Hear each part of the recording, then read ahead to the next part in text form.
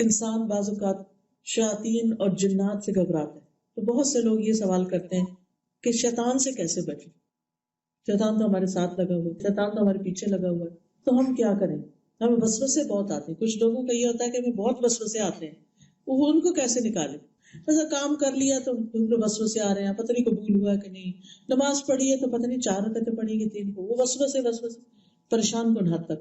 اس کے لیے ایک تو یہ کتاب ہے یا نستعین، اس کے اندر پورا ایک چیپٹر ہے. چیپٹر کیا، چھوٹے سے یعنی 1 صفحہ 1.5 ہے، جس میں وہ مسنون دعائیں لکھی گئی ہیں جو وسوسوں کا علاج ہے. تو اگر آپ کو اللہ کے بارے میں کوئی ایسے خیال آتے ہیں یا دین کے بارے میں یا انسانوں کے بارے میں، تو ان دعاؤں کو پڑھنا شروع کریں تو انشاءاللہ آپ کو چین آئے گا. کیونکہ اس کا حل یہی ہے، شیطان سے بچنے کے لیے سب سے بڑا طریقہ یہی ہے کہ انسان اللہ کی پناہ لے. قرآن مجید میں آتا ہے وَإِمَّا يَنزَغَنَّكَ مِنَ الشَّيْطَانِ نَزْغٌ فَاسْتَعِذْ بِاللَّهِ إِنَّهُ سَمِيعٌ عَلِيمٌ.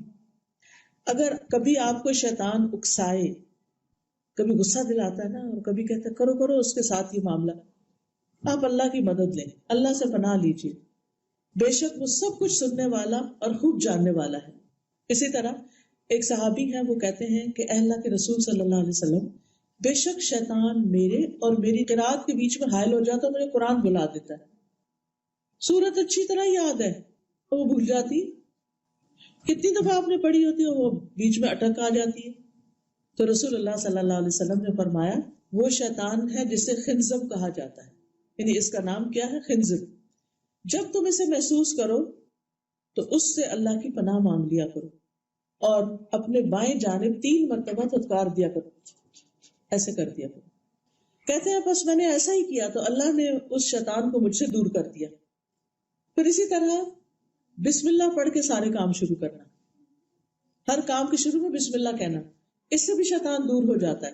نبی صلی اللہ علیہ وسلم نے فرمایا جو آدمی اپنے گھر میں داخل ہوتا ہے اور وہ داخل ہوتے وقت، کھانا کھاتے وقت اللہ کا نام لیتا ہے تو شیطان کہتا ہے آج تو نہ یہاں کھانا ملا نہ رات گزارنے کی جگہ. اور اگر کوئی اپنے گھر میں داخل ہوا اور داخل ہوتے وقت دروازہ کھولا بسم اللہ نہیں پڑھی، شیطان ساتھ، اور پھر کھانا کھایا تو بسم اللہ نہیں پڑھی، وہ بھی ساتھ لے گیا، تو وہ کہتا ہے کہ یہ تو دونوں چیزیں آج مجھے مل گئی. تو شیطان سے بچنے کا طریقہ کیا ہے کہ ہر چیز پر بسم اللہ.